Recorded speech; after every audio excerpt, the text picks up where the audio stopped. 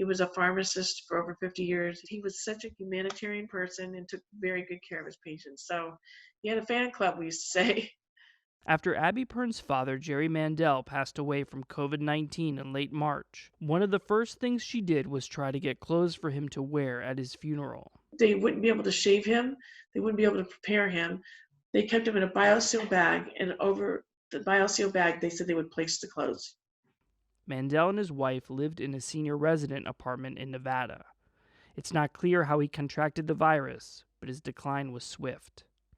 I knew once he went on the breathing machine that it was over, and I couldn't even be there to talk to him and say goodbye. I mean, except for those last 15 minutes when I was there when he died. I mean, normally when you have somebody who's dying, the families all come to, most families want to come and be with their loved one, hold their hand, tell them their goodbye. And I feel like my family didn't get that opportunity. With social distancing and stay-at-home measures in place, families are mourning their loved ones in ways they never imagined. We did not get to have a ceremony inside a chapel or anything. We're limited to, they said less than 10. We had 5 people.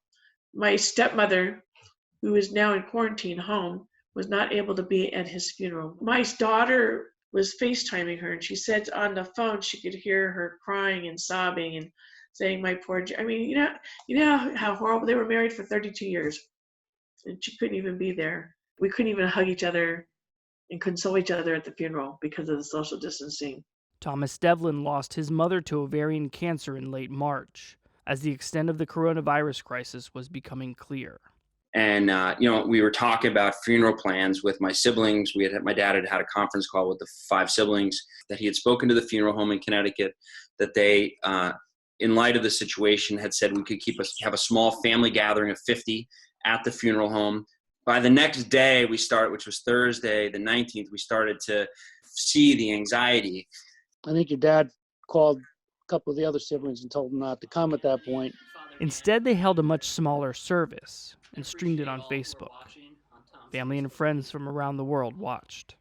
Eleanor Catherine Devlin was born October 24th, 1948. Being on the other side of it, I was very upset that I wasn't going to get there, but then having my kids with me, my wife, it made me feel like I was a part of it. And the other thing that made me feel good was like I have a sister in Ohio that wasn't going to be able to come in. She was so happy that she got to participate because of this FaceTime Live. And in some ways, the wake and funeral, which did not happen didn't happen at a church. There was an intimacy of being with my 4 siblings and my dad and just the grandchildren that we wouldn't have experienced in a normal setting.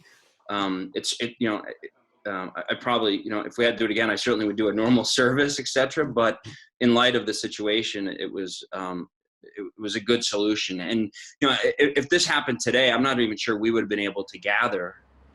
It's a scene that's playing out across the country. In this Maryland funeral home, virtual wakes and funerals have become the norm. So we've tried to make it as easy as possible to take care of all the signatures that are required, take care of the selection of a casket or an urn and flowers. And we will take a clergy with us to a graveside and videotape, or even if it was here in the chapel, we could videotape and have a few prayers and stream it live. We just ask that people please stay home. Abby Pern still hopes to have a proper memorial for her dad someday. You need that closure. You need to be able to have the closure and to know that your father wasn't able to be properly prepared for me.